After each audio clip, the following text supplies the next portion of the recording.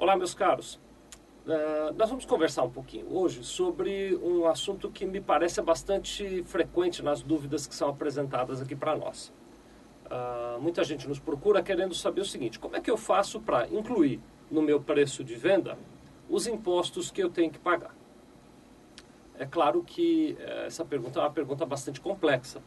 Então, para que a gente consiga avançar nesse raciocínio, nós vamos precisar construir alguns fundamentos juntos aqui.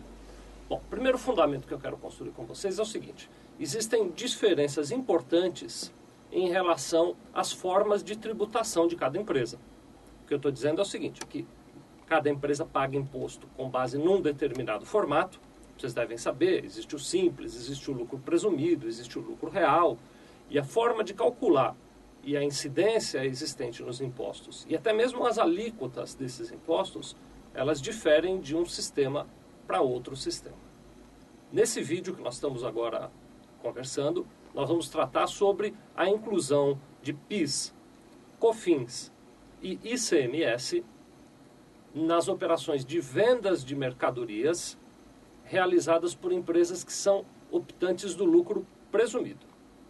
Então, se a sua empresa é optante do lucro presumido e ela compra e vende mercadorias, você vai aprender agora como é que você faz para incluir esses 3 impostos no preço de venda das suas mercadorias.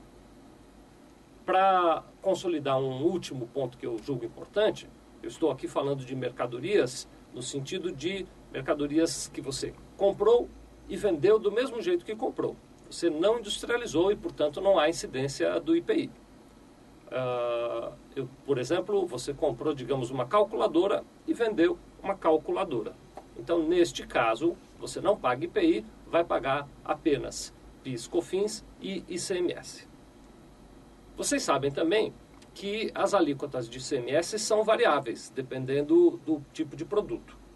Para simplificar, eu vou usar uma alíquota exemplificativa.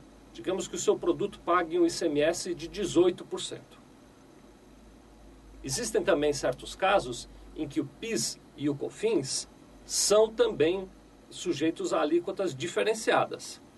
Mas, para esse nosso exemplo, eu vou considerar que a alíquota do PIS é de 0,65% e que a alíquota da COFINS é de 3%. Mais importante do que acertar as alíquotas, embora nós estejamos aqui usando as alíquotas que são mais comuns, mas mais importante do que acertar os percentuais é que você compreenda o raciocínio. Uma vez que você entendeu o raciocínio, qualquer que seja o percentual, você vai conseguir fazer a conta aí na sua empresa. Um último aviso: essa regra muda significativamente se os seus produtos estão sujeitos à substituição tributária. Então vamos lá. Vamos imaginar que você comprou aquela calculadora da qual nós estávamos falando e pagou por aquela calculadora R$1.000. Eu vou pedir ao Felipe, ele vai colocar uma tabela para ajudar. Então, o preço de compra do produto foi de R$1.000.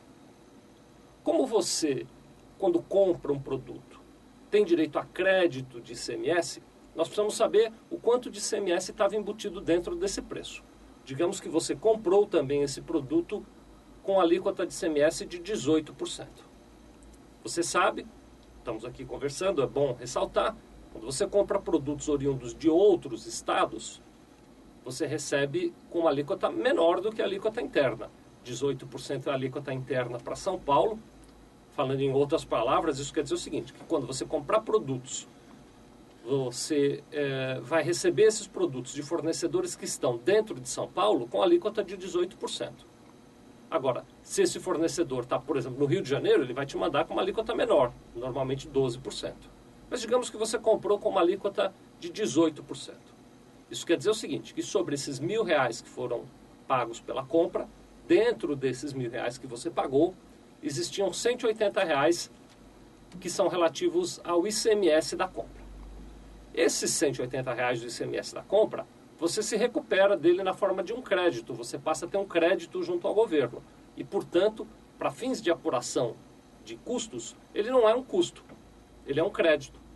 Então nós fazemos o quê? Nós pegamos R$1.000, subtraímos os 180 que foi relativo ao ICMS que você se creditou e apuramos um custo efetivo da compra das mercadorias de R$820.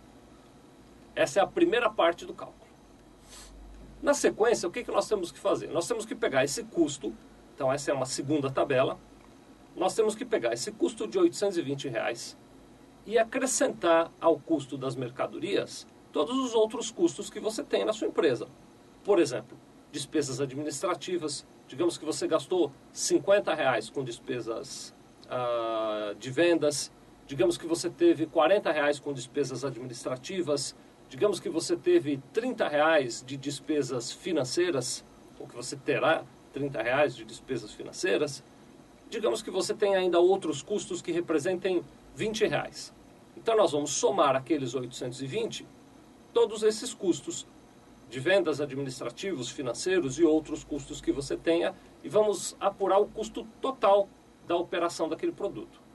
Se nós somarmos tudo isso, eu fiz a soma aqui, dá R$ 960. Então esse é o custo efetivo do seu produto. Bom, o que resta ainda? Falta acrescentar a margem de lucro que você deseja ter, porque todas as empresas precisam ter um markup, uma margem de lucro. Digamos que você queira, só para efeitos exemplificativos, ter uma margem de lucro de 20%. Então você vai pegar aqueles 960 e vai calcular 20%. Eu fiz a conta, dá R$ 192. Se eu somar os 960 aos 192 de lucro esperado nessa operação, eu encontro um preço final do produto, sem os impostos, de R$ 1.152. Então você tem aí R$ 1.152, que seria o preço que você venderia esse produto se você não tivesse imposto nenhum para pagar nessa venda. Essa então é a totalização da nossa segunda tabela. Vamos para a terceira tabela.